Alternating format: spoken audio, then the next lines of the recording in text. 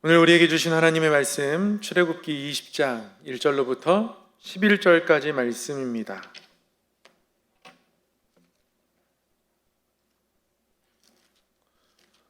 출애굽기 20장 1절로부터 11절까지의 말씀,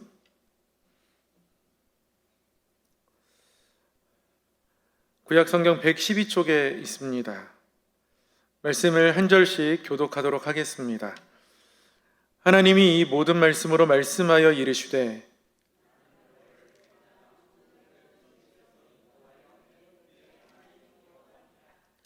너는 나 외에는 다른 신들을 내게 두지 말라.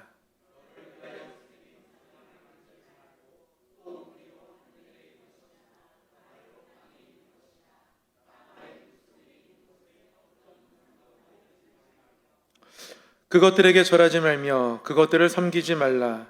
나 네 하나님 여호와는 질투하는 하나님인즉 나를 미워하는 자의 죄를 갚되 아버지로부터 아들에게로 3, 4대까지 이르게 하거니와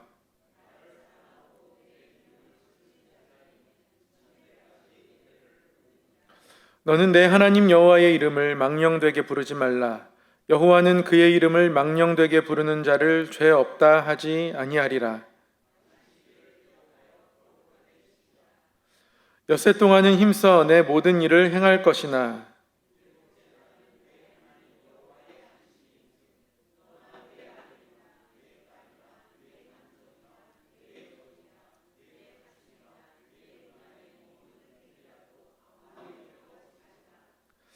이는 엿새 동안에 나 여호와가 하늘과 땅과 바다와 그 가운데 모든 것을 만들고 일곱째 날에 쉬었음이라.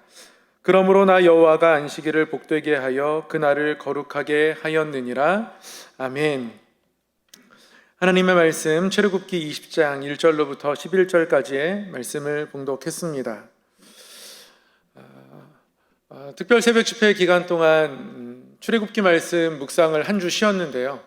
한 주밖에 안 쉬었는데 굉장히 오랜만에 출애굽기 말씀을 나누는 것 같습니다. 출애굽기 말씀을 저희가 수요일마다 함께 묵상하고 있는데요. 오늘은 그 11번째 시간입니다. 십계명에 대해서 함께 말씀을 나누려고 합니다. 말씀을 나누기 앞서 한번 우리가 말씀을 어떤 마음과 어떤 자세로 대해야 하는지 함께 권면하도록 하겠습니다. 말씀을 배우고 말씀을 따르며 말씀에 비추어 예수님을 닮은 사람이 됩시다. 네, 우리 좌우에 계신 분께 한번 이렇게 인사하겠습니다. 예수님을 닮은 사람이 됩시다.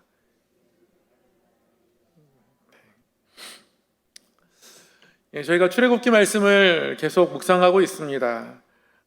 출애굽기 전체를 보면 세 부분으로 이루어졌다고 늘 말씀드렸습니다. 첫 번째는 애굽을 떠나는 이야기, 그 다음에는 광야의 여정, 그 다음에는요 시내산 이야기입니다. 애굽을 떠나는 이야기가 1장부터 12장까지 나타나 있고요. 하나님께서 모세를 세우셨고 10가지 재앙을 통해서 그 권능을 나타내셨고, 그리고 마지막 장자의 죽음, 그리고 이스라엘 백성들은 하나님이 그 집 유월절 어린 양의 피로 문설주와 인방을 바른 하나님 백성의 집은 건너가셨습니다. 유월하셨습니다. 그래서 유월절을 지켰고요. 유월절을 지키면서 이스라엘 백성들은 출애굽해서 광야의 여정을 걷게 되죠. 홍해를 지나 수르 광야를 지나고 또 신광야를 지나고 르비딤에서 전투하고 그리고 나서 시내산에 도착하게 됩니다. 이 시내산에서 이스라엘 백성들은 시내산 언약을 맺게 되죠. 그래서 지난주에 이 시내산에서 하나님이 이스라엘 백성들과 언약을 맺기에 앞서서 이 백성들을 어떠한 뜻을 가지고 부르셨는지, 이 백성을 어떻게 생각하시는지 하나님 말씀하고 나타내 주셨습니다. 이 백성을 나의 거룩한 소유, 세굴라, 내 보배로운 보물과 같은 소유다 라고 말씀하셨고, 모든 열방을 하나님께로 인도하는 제사장 나라, 그리고 하나님만을 섬기는 거룩한 백성으로 삼으시겠다라고 하나님 뜻을 밝히시고요. 그리고 여기서 드디어 백성들 앞에 하나님이 하나님의 크신 권능으로 임재로 나타나시죠. 하나님이 이 백성을 준비시키십니다. 3일간의 여유를 주시죠. 셋째 날에 나 여호와가 온 백성의 목전에서 눈앞에서 강림할 것이다. 하나님 말씀하셨고, 셋째 날을 준비하며 남은 첫째 날, 둘째 날 동안 너희를 성결하게 준비해라. 하나님 성결을 명령하셨습니다. 옷을 빨게 하셨고요. 여인을 가까이 하지 않게 하셨고요. 그리고 무엇보다 산기슭 경계선을 정하고 그 경계를 넘어오지 말라 하셨습니다. 그렇게 하나님이 이스라엘 백성들에게 준비할 기간을 주시고 드디어 셋째 날 아침이 되었습니다. 온 백성들이 그 앞에 모였습니다.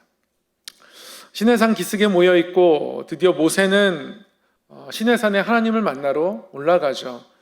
모세가 올라가고 나자 사실 백성들이 우리도 하나님 구경하고 싶다라는 마음으로, 그러니까 경외하는 마음이 줄어들고 구경하고 싶은 마음들이 생겨나면서 산 기슭의 경계선을 넘어오는 일들이 생겨나서 모세가 다시 한번 내려와서 주의를 주고 또 올라가고 하는 일들이 일어납니다.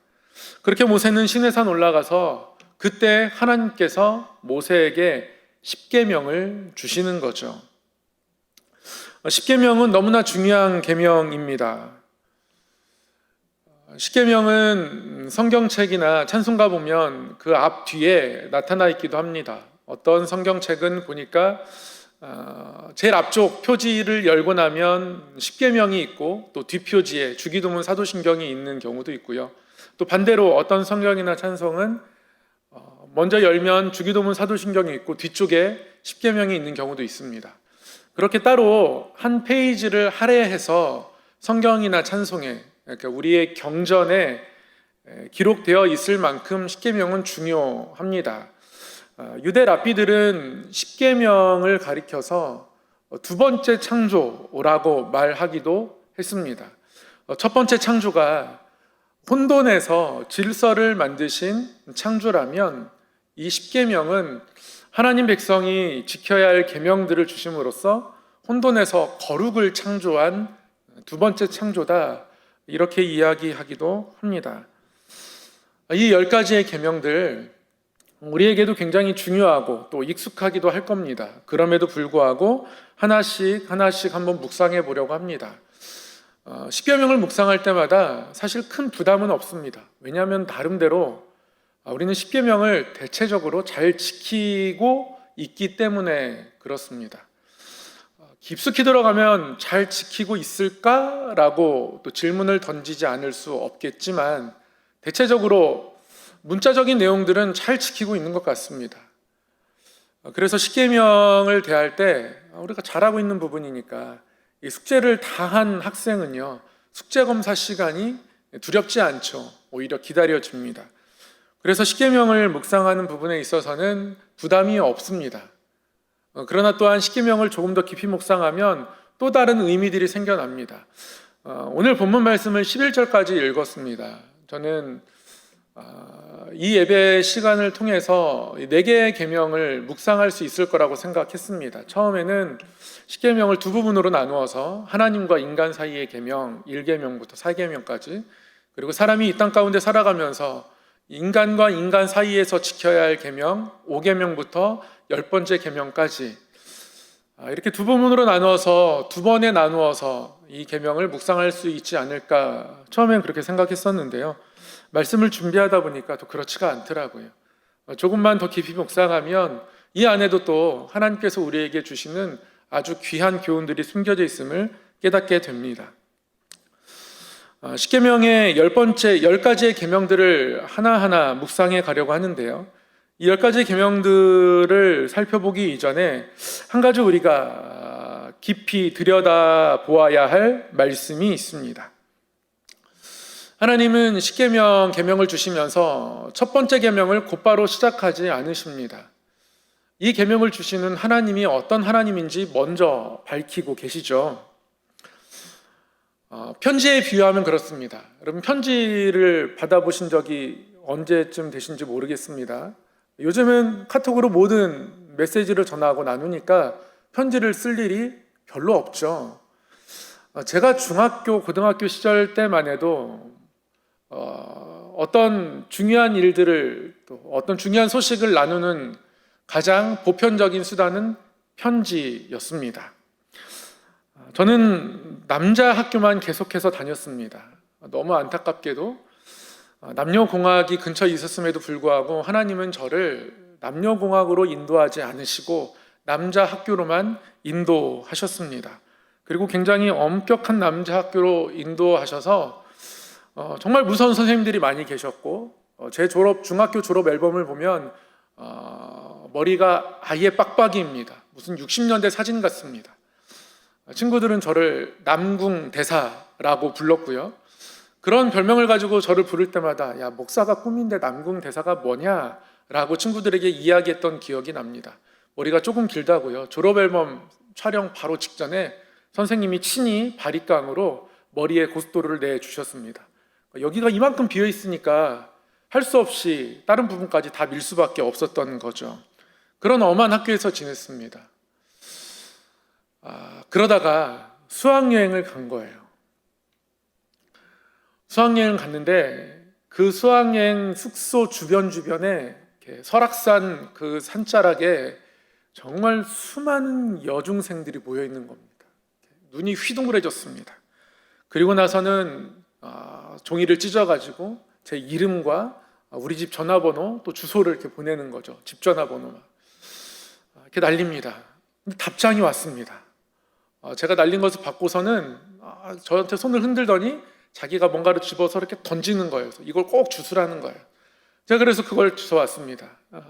그 쪽지를 던진 친구의 이름은 이진주. 잊을 수 없는 이름이죠. 수학여행에서 돌아왔습니다. 그 다음부터 제가 하는 일이 뭐였을까요? 편지를 기다리는 겁니다. 누구로부터의 편지를 기다립니까? 이진주. 그래서 우편함에 뭔가 꽂혀 있을 때마다 저는 가장 뽑아놓고 뭘 먼저 보겠습니까? 내용을 보기 전에 누가 보냈나를 살펴보죠. 혹시 진주, 그녀가 보낸 건 아닐까? 그러나 끝끝내 그녀에게서 편지는 오지 않았습니다. 편지를 보내시듯 하나님은 먼저 우리에게 십계명을 주시면서 하나님이 누구신지 말씀하십니다. 편지를 우리가 받아 읽을 때 발신자가 누가 보냈나를 먼저 살펴보는 것처럼 하나님이 우리에게 주신 이 귀하고 소중한 보물과 같은 십계명을 묵상할 때 우리는 내용에 집중하기도 해야 하지만 그러나 하나님이 어떤 마음으로 이 계명을 주셨는지 발신자를 살펴보아야 합니다. 하나님은 이 십계명을 주시는 하나님 자신을 이렇게 소개하십니다. 하나님이 이 모든 말씀으로 말씀하여 이르시되 나는 너를 애굽 땅 종되었던 집에서 인도하여 낸 내 하나님 여호와니라. 이렇게 말씀합니다. 하나님은 이스라엘 백성들을 애굽 땅 종되었던 집에서 인도하여 낸 하나님이다 라고 말씀하시면서 이 10가지의 계명을 주고 계십니다. 왜 이렇게 말씀하시겠습니까?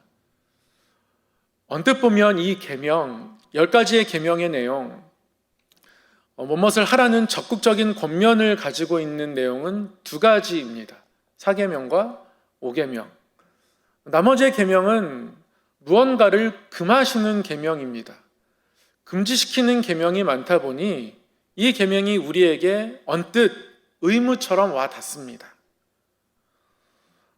하나님은 그런데 이 계명들을 어떤 의무나 짐으로 받아들이는 것을 원하지 않고 계신 거예요. 애굽 땅에서 이스라엘 백성들이 노예로 지내는 동안 그들은 무엇을 통해서 그들이 노예임을 확인할 수 있었을까요? 그들의 노동입니다. 그들의 의지와 상관없이, 그들의 건강과 상관없이 그들은 노동을 행해야 했습니다. 엄청난 건축의 커다란 프로젝트에 동원되어 아침부터 저녁까지 힘든 일들을 해야 됐다는 말이죠. 그들의 일, 그 힘든 노동들이 그들이 노예로 살고 있음을 증명하는 것들입니다. 그러한 일들을 통해서 우리가 노예라는 것들을 늘 깨닫게 되죠. 노예가 아니면 체험 삼아 하루 정도는 운동 삼아 하루 정도는 일할 수 있습니다. 근데 힘들면 또 안 해도 괜찮죠. 자유민들은 그렇습니다. 노예들은 그러나 그렇지 않습니다. 의지와 상관없이, 건강에 상관없이 그런 일들을 해야 된다는 말이죠. 그렇게 힘든 일들을 하던 그 종으로 살아갔던 애굽 땅, 거기서 내가 너희를 인도하여 내었다 라고 하나님 말씀하는 겁니다. 그리고는 하나님은 너희와 관계를 맺을 것인데, 내가 너희와 관계 맺을 것인데 그렇게 힘들고 신음소리 나고 어려운 짐들로 상하 관계를 이루는 그런 수직적인 관계가 아니라 서로가 사귐이 있는 관계로 나아가기를 원하신다는 것, 그것을 이 말씀을 통해 나타내고 싶으셨던 거죠. 그래서 하나님은 종되었던 집에서 너희를 인도하여 내었다. 나는 너희를 종에서 자유의 땅으로 인도하여 간다. 나는 울타리를 쳐주는 것이고 그 울타리 안에서 나를 등지지 않도록 울타리를 쳐주고 그 울타리 안에서 너희가 자유를 누릴 수 있도록, 그래서 자유함 가운데 거할 수 있도록 그렇게 인도하고자 한다. 나의 이 10가지의 계명은 그러한 마음이 담겨 있다라고 하나님이 10가지 계명에 앞서 자신을 소개하시며 그 마음을 밝히신 겁니다. 그래서 10계명은요, 종되었던 이스라엘 백성들에게 하나님 안에서의 새로운 자유를 주는 계명입니다. 이렇게 하나님이 이 10계명을 시작하신 겁니다. 그리고 나서 드디어 첫 번째 계명을 말씀하고 계시죠. 첫 번째 계명 한번 같이 읽어볼까요? 시작. 너는 나 외 다른 신들을 내게 두지 말라. 이스라엘 백성들 모두에게 주시는 말씀인데도 불구하고 하나님은 단수, 너를 사용해서 한 개인에게 말씀하시듯 계명을 하나하나 주시기 시작하십니다. 첫 번째 계명, 너는 이라고 시작하시면서 한 개인에게 말씀하시듯, 한 개인은 또한 하나님 앞에서 1대1로 말씀을 받듯 그렇게 첫 번째 계명을 시작하고 계십니다. 그래서 우리는 이 10계명을 볼 때마다 나와 하나님이 1대1로 언약을 맺고 있음을 기억해야 합니다. 마치 신랑과 신부가 결혼을 하듯 그렇게 하나님은 우리와 1대1로 관계 맺고 계신 겁니다. 그래서 너는 이라고 하시면서 말씀하십니다. 너는 나 외 다른 신들을 내게 두지 말라, 이렇게 말씀하십니다. 이 1계명에서 또 한 가지 우리가 깊이 생각해 보아야 할 것은요, 두 번째 단어입니다. 나 외. 너는 나 외 다른 신들을 내게 두지 말라, 이렇게 말씀합니다.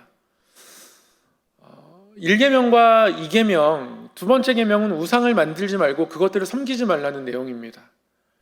1계명과 2계명의 차이가 뭔지 정확히 잘 모르겠습니다. 1계명을 조금 더 구체적으로 표현한 게 2계명일까 싶기도 합니다. 그런데 중요한 건 1계명의 나 외라는 단어입니다. 나 외 다른 신들을 내게 두지 말라. 이 나 외라는 말의 히브리어는 알파나야입니다. 이 알파나야는 내 얼굴 앞에서란 뜻입니다. 파나야는 내 얼굴입니다. 정확히 번역하면 너는 내 얼굴 앞에 다른 신들을 너에게 두지 말라. 하나님 이렇게 말씀하신 겁니다. 저희 교단에서 예배 때 사용하도록 허락된 성경이 몇 가지가 있습니다.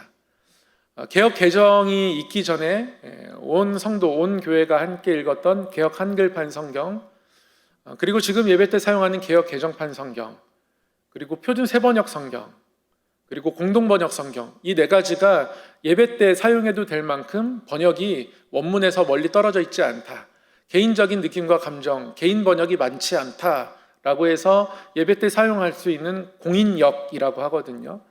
공인역으로 간주합니다. 그 공인역 중에 하나인 세번역 성경에서도요, 이 1계명 부분을 찾아 읽으면 너는 내 앞에 다른 신들을 내게 두지 말라, 이렇게 말씀하고 있습니다. 세번역에서도 내 앞에라고 했지만 더 정확히 번역하면 내 얼굴 앞에 다른 신들을 내게 두지 말라입니다. 왜 하나님이 자신의 얼굴 앞에 다른 신들을 두지 말라 하셨겠습니까? 첫 번째는 하나님의 얼굴이 우리를 향해 있기 때문에 그렇습니다. 하나님의 얼굴을 우리 향해 있는데 그 얼굴 앞에 다른 신들을 둔다는 건 하나님을 결국 무시하는 겁니다. 예전에 어떤 TV 프로그램에 보니까 청소년들이 학교에서 어떤 공교육 여러 가지를 다루는 그런 내용이었던 걸 제가 기억하는데요. 충격적이었던 건 아이들이 선생님 앞에 대놓고 잠을 잔다는 겁니다. 선생님도 아이들의 수면권 때문에 아이들을 깨우지 못한다는 거예요. 그런 공교육의 한 현장을 이제 TV 다큐 프로그램을 통해서 보면서 어떻게 선생님 얼굴 앞에서 저럴 수 있을까? 학생들이 그렇게 할 수 있는 이유는 선생님들의 교권을 인정하지 않기 때문에 그렇죠. 쉽게 말하면 무시하기 때문에 그렇습니다. 하나님 앞에서 다른 신들을 둔다는 건 하나님을 무시하는 겁니다. 또 한 가지, 하나님의 얼굴은 우리에게 사실은 축복입니다. 민수기 6장에 보면 대제사장 축복문이 나옵니다. 여호와는 내게 복을 주시고 너를 지키시기를 원하며 여호와는 그 얼굴을 내게 비추사 은혜 베푸시기를 원하며 여호와는 그 얼굴을 내게로 향하여 드사 평강 주시기를 원하노라. 제가 전에 교회에서 파도와이즈라는 프로그램을 했었는데요. 이 파도와이즈라는 프로그램에서는 이 땅의 모든 아버지들은 민수기 6장을 암송해야 한다고 가르쳐 줍니다. 저도 언젠가는 이 파도와이즈를 저희 교회에서 할 건데요. 그때 우리 교회 모든 남성들이 이 민수기 6장 대제사장 축복문을 암송하기를 원합니다. 그리고 이 축복문으로 가정을 축복하는 가정의 제사장으로 우리 남성들이 또한 서기를 소망하는데요. 이 제사장 축복문에서 나타나 있듯이 하나님의 얼굴은 축복 그 자체입니다. 하나님의 얼굴이 우리를 향해 있을 때 축복이 우리의 삶에 임한다는 믿음의 고백이 담겨져 있고요. 하나님을 향할 때 하나님께서 은혜 베푸신다는 하나님의 약속이 담겨져 있습니다. 하나님의 얼굴은 그런 겁니다. 그런데 하나님의 얼굴 앞에서 우상을 만든다는 건 하나님의 얼굴이 우리에게 축복으로 느껴지지 않기 때문에 그런 겁니다. 그러니 우상이 필요하게 되는 거죠. 다산의 상징인 아세라를 섬기게 되고요. 풍요의 신인 바알을 섬기게 되고요. 군사의 신인 몰록을 섬기게 됩니다. 그렇게 하나님을 무시하고 하나님 앞에서 하나님의 얼굴이 우리에게 축복으로 다가오지 않을 때 하나님이 우리의 복의 근원이 되신다는 믿음의 고백이 깨어질 때 그때 우리는 우상을 섬기게 됩니다. 루터는 이 십계명에 관해서 이야기하면서 우리가 기뻐하거나 의지하는 하나님 아닌 다른 것이 있다면 그것이 바로 하나님의 자리를 대체한 또 다른 하나님이다, 이렇게 이야기했습니다. 하나님이 그것을 경계하고 있는 겁니다. 다른 것들을 의지하고 다른 것들을 기뻐하는 것, 하나님 그 이상이 어떤 것이 있을까?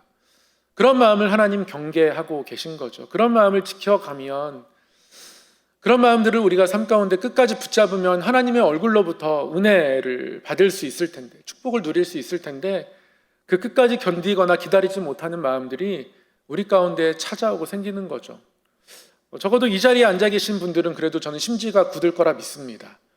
한국교회에 오랫동안 전해 내려오는 전설이 한 가지 있습니다. 예수님이 다시 오시면 아마 비 오는 수요일에 오시지 않을까. 아무 근거도 없는 전설임에도 불구하고 교단과 교파를 초월하여 모두가 이 전설에 대해서 거부감을 느끼지 않고 있습니다.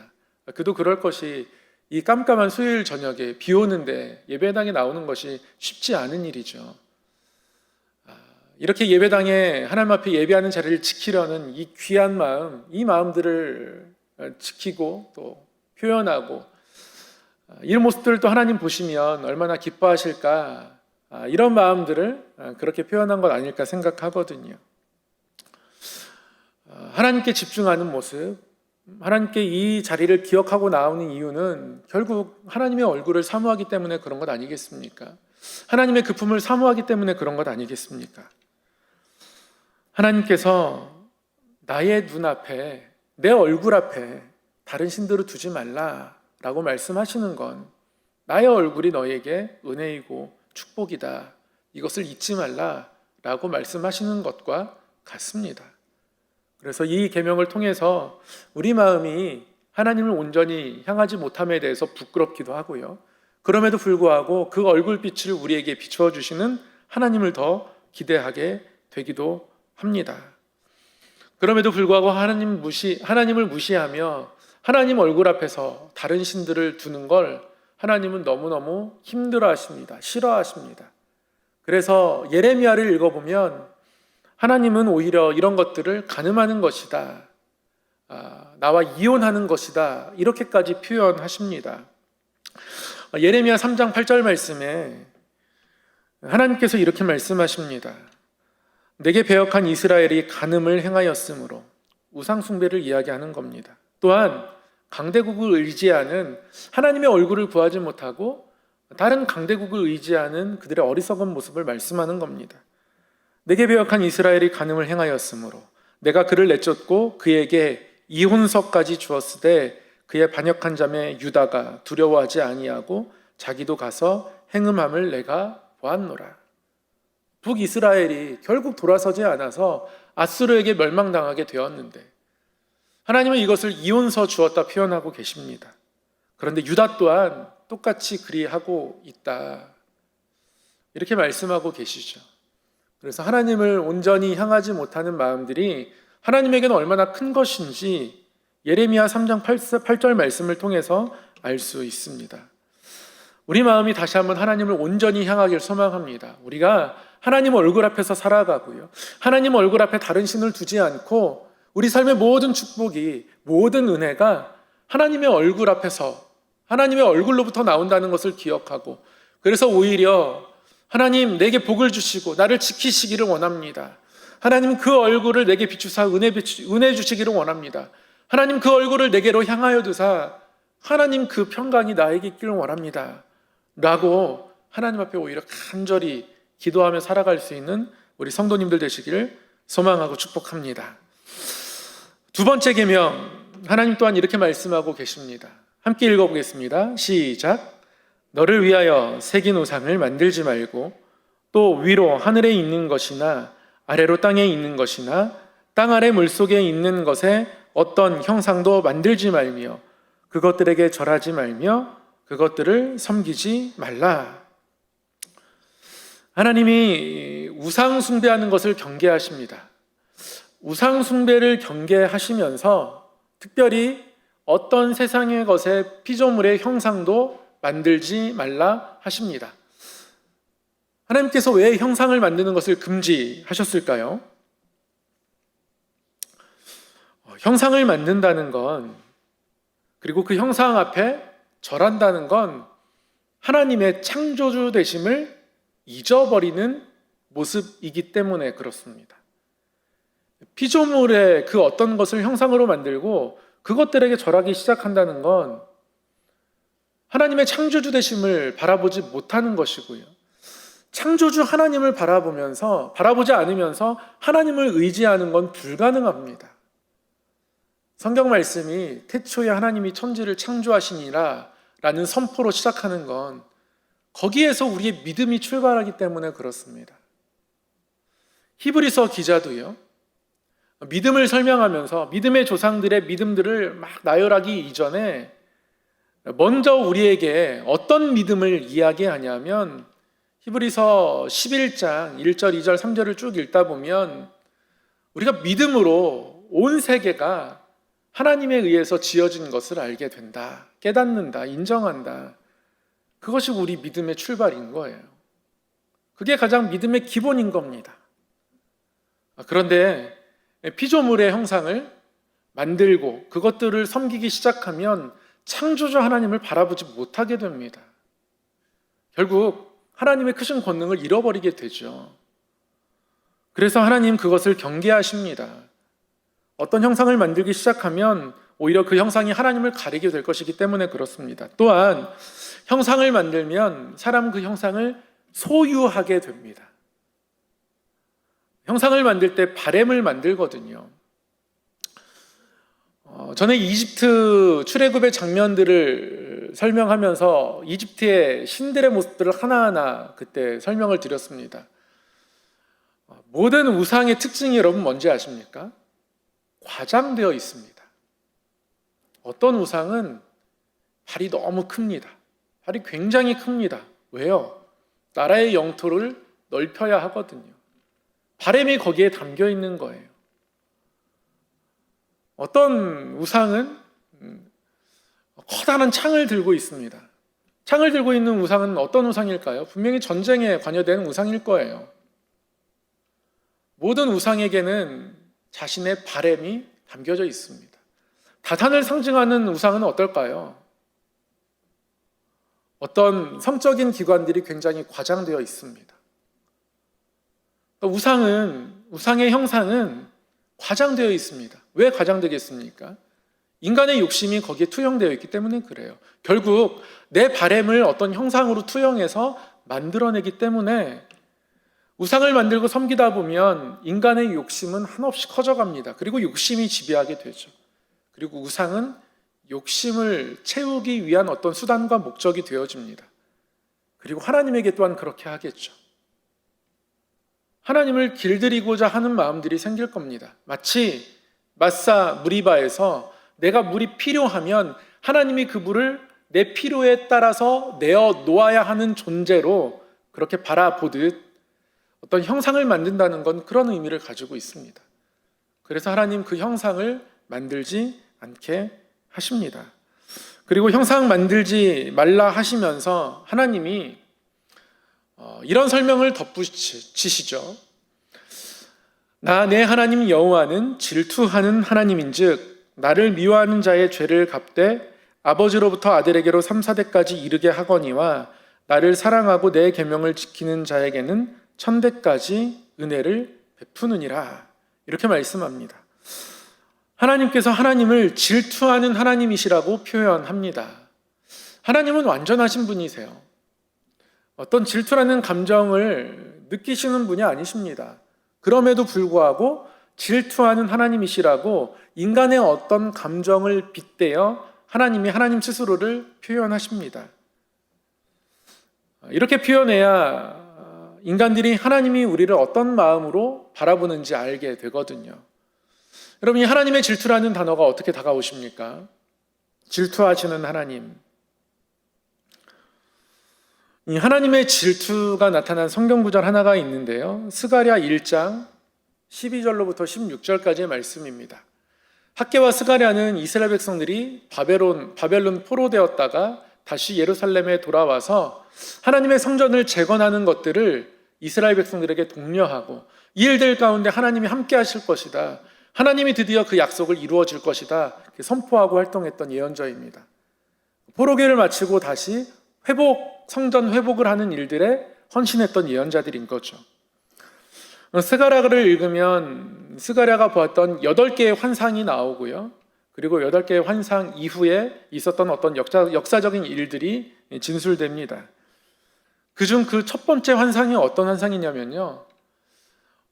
빨간색 말을 탄 어떤 한 사람이 나타납니다. 그리고 그 빨간색 말을 탄 자가 온 땅을 두루다니며 감찰한다고 합니다. 그리고 그 땅의 얘기를 천사에게 전해주고, 천사는 땅이 이런데 하나님 어떤 일들이 앞으로 진행될 겁니까? 하나님께 묻고, 또 하나님께 물었던 천사가 스가랴에게 하나님의 뜻을 다시 알려주는 이런 내용들입니다. 여호와의 천사가 스가랴에게 이런 이야기를 합니다.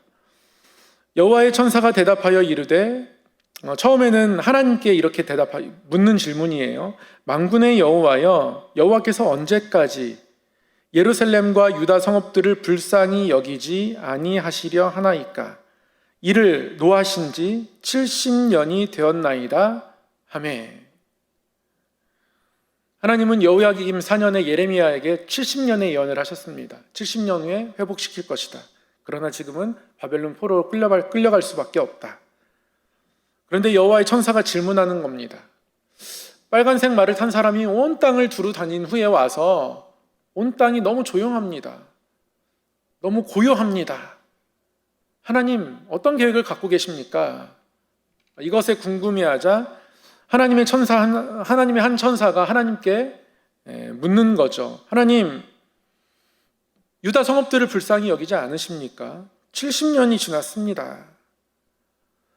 그때 여호와께서 그 천사에게 대답하시죠.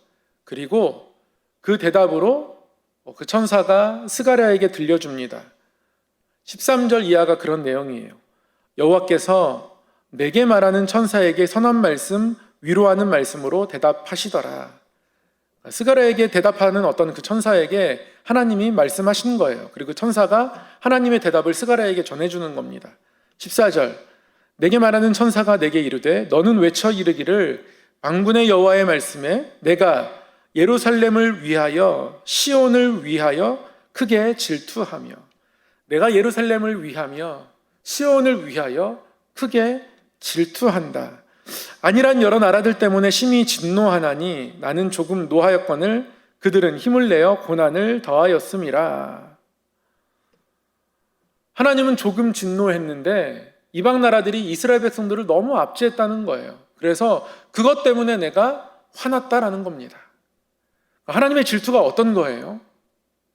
하나님의 질투는요, 우리가 우상을 섬기는 것을 하나님이 싫어하시지만 하나님의 질투가 어떤 질투냐면 이방 나라들이, 다른 어떤 것들이 하나님 사랑하시는 우리를 압제하고 누를 때에 하나님 그것 너무 싫다는 말씀이에요.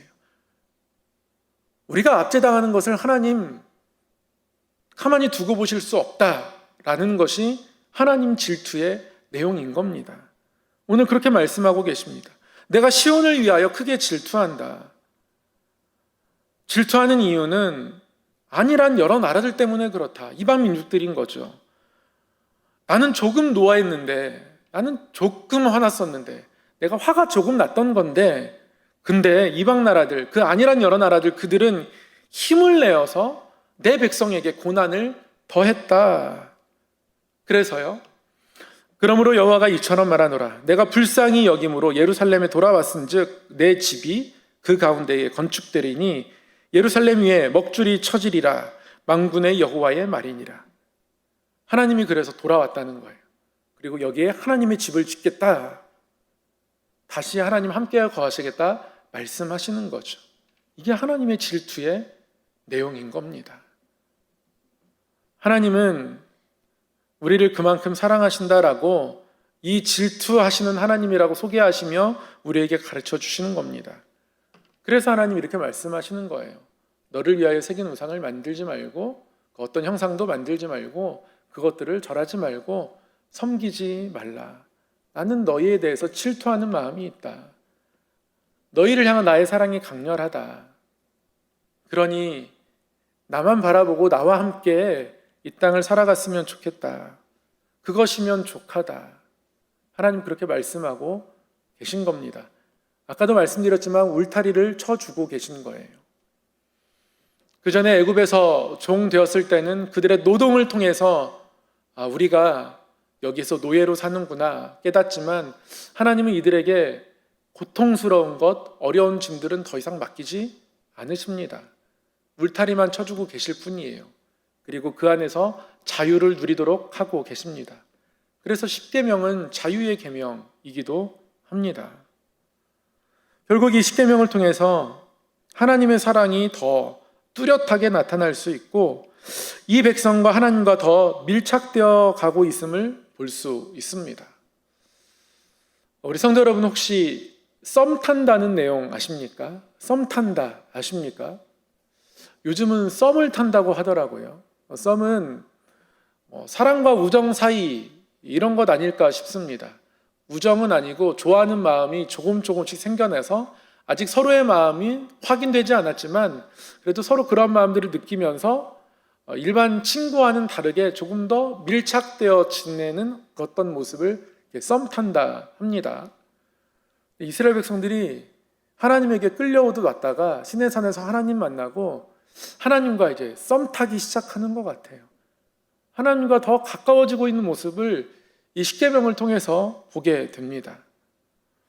하나님께서 엄한 모습으로, 무서운 모습으로 계명을 주시는 것이 아니라 마치 약속을 맺듯 결혼식에 신랑 신부가 서약을 하듯 그렇게 하나님 앞에 서약을 하는 마음들로 백성이 서 있고, 하나님 또한 백성 앞에 서서 그러한 마음들을 확인하고 나누고, 하나님이 이 백성 사랑하시는 그 마음들도 백성들이 품기를 원하는 그러한 모습이, 그러한 마음이 이 십계명에 나타나 있는 것을 보게 되더라는 것이죠. 사랑하는 성도 여러분, 하나님이 우리를 사랑하십니다. 하나님이 그 얼굴빛으로 우리에게 비추기를 원하셔서 하나님의 그 얼굴 앞에 다른 어떤 신들도 놓지 말라 하셨고요. 우리가 어떤 형상을 만들어 그것들을 소유하고 내 욕심이 투영되기 시작하면 하나님과 깊고 아름다운 사랑을 나눌 수 없기에 하나님께서 형상을 만들지 말라 하셨습니다. 그리고 질투하는 하나님이시라고. 그래서 하나님과 이런 마음들, 사귐을 지켜나갈 때 천대까지 내가 은혜 베풀고 싶다라고 하나님 그 마음을 진하게 표현하셨습니다. 하나님의 마음을 다시 한번 이 십계명을 통해서 우리 마음 가운데 받아들고, 우리의 마음이 다시 한번 하나님 얼굴을 향해서 나아가고 하나님 한 분님 한 분으로 족합니다 라는 마음들을 가지고 살아가면 하나님 그 인생길에 천대까지 은혜 베푸실 줄 믿습니다. 우리의 삶을 은혜로 인도하시는 그 하나님의 은혜, 하나님의 창조주 되신, 그리고 우리를 인도하시는 사랑의 주 되심을 다시 한번 기억하고 그 하나님을 의지하는 믿음이 우리 가운데 있기를 소망합니다. 우리 함께 찬양하고 기도하겠습니다.